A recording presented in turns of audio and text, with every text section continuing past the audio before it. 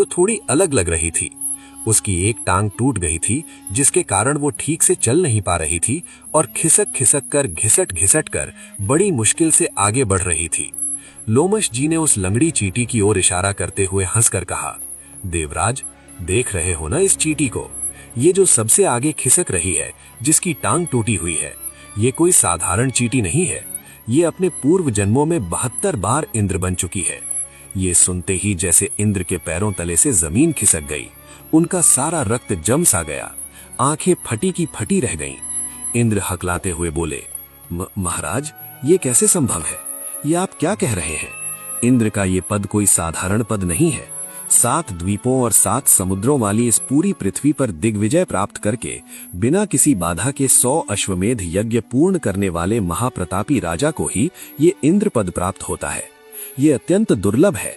फिर ये क्षुद्र चींटी 72 बार इंद्र कैसे बन सकती है?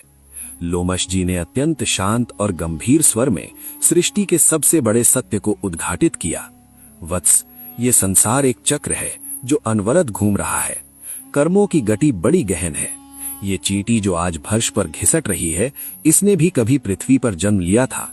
इसने कठोर तप किए, पूर्ण यज्ञ किए और पुण्यों का पहाड़ खड़ा किया। उन पुण्यों के फलस्वरूप इसे इंद्र का ये भव्य सिंहासन मिला।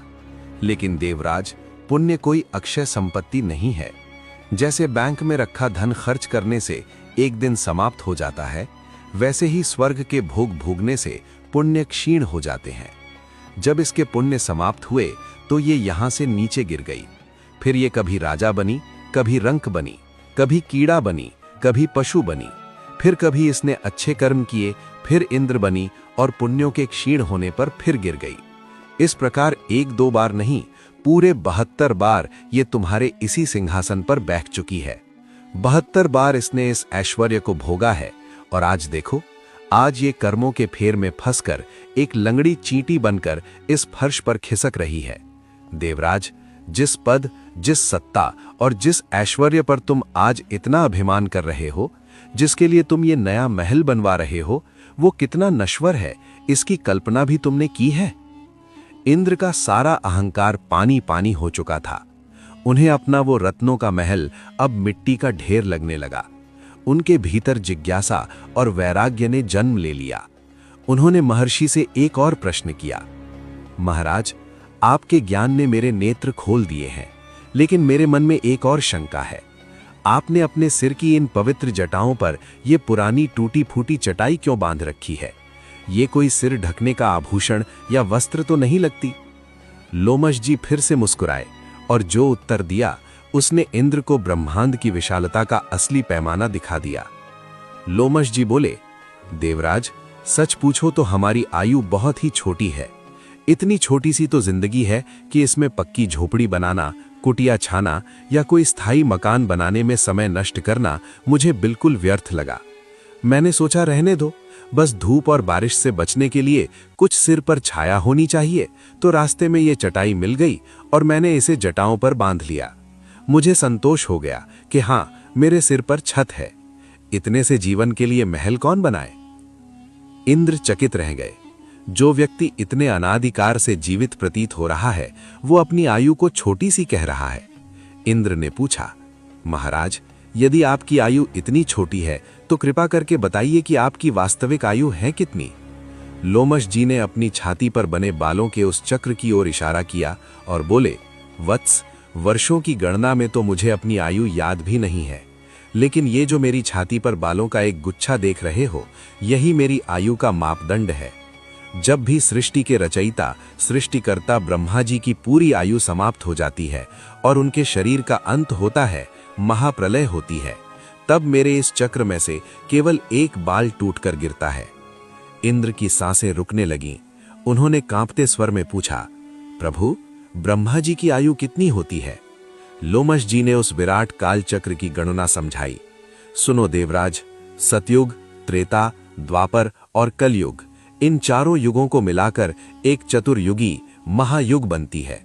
ऐसी 71 चतुर्युगियों का एक मनवंतर होता है। एक मनवंतर में तुम्हारे जैसे 14 इंद्रों का कार्यकाल पूरा हो जाता है। ऐसे 14 मनवंतरों को मिलाकर ब्रह्मा जी का केवल एक दिन कल्प होता है। उतनी ही बड़ी उनकी एक रात होती है। ऐसे 360 दिन और रातों से ब्रह्मा जी का एक वर्ष बनता है और ऐसे 100 वर्षों की ब्रह्मा जी की पूर्ण आयु होती है। जब ब्रह्मा जी के वे 100 वर्ष पूरे होते हैं और उनका पतन होता है, तब जाकर मेरी छाती का सिर्फ एक रोम बाल झड़ता है। देवराज, जिस दिन मेरी छाती के ये सारे बाल झड़ जाएंगे, उस दिन मेरी ये छोटी सी आयु पूरी हो जाएगी और मैं अपने परम पिता परमात्मा के श्री चरणों में सदा के लिए लीन हो जाऊंगा। अब तुम ही सोचो, इतने से जीवन के लिए मैं घर क्यों बनाऊं? और तुम, जिसका कार्यकाल केवल एक मनवंतर ब्रह्मा जी के दिन का एक छोटा सा हिस्सा है, तुम इस नश्वर स्वर्ग में स्थायी महल बनाने के लिए विश्वकर्मा को कष्ट दे रहे हो। लोमश ऋषि के इन वचनों ने इंद्र के हृदय पर हथौड़े की तरह प्रहार किया। उनके भीतर का मैं, अहंकार पूरी तरह टूटकर बिखर गया। जिस सिंहासन को वे शाश्वत मानते थे, वो उन्हें पानी के बुलबुले के समान क्षण भंगुर लगने लगा। इंद्र ने उसी क्षण विश्वकर्मा जी को बुलवाया और हाथ जोड़कर कहा, हे शिल्पीराज, मुझे क्षमा कर दे। अब मुझे किसी नए महल की आवश्यकता नहीं है। पूर्व काल के इंद्रों ने जो पुराने महल बनवाए हैं, वे ही मेरे लिए पर्याप्त है। आप अपने लोक को प्रस्थान करें। अब मैं भी बचे हुए जीवन में इस ऐश्वर्य के मद को छोड़कर केवल भगवान के राम नाम का जप करूंगा, क्योंकि केवल परमात्मा का नाम ही सत्य और शाश्वत है।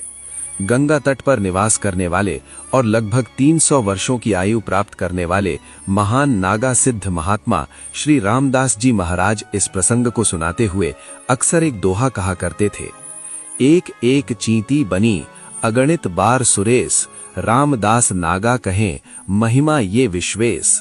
अर्थात ये भगवान की माया और कर्मों का ही खेल है कि एक साधारण सी चींटी भी अनगिनत बार सुरेश यानी देवताओं के ईश यानी इंद्र बन चुकी है। ये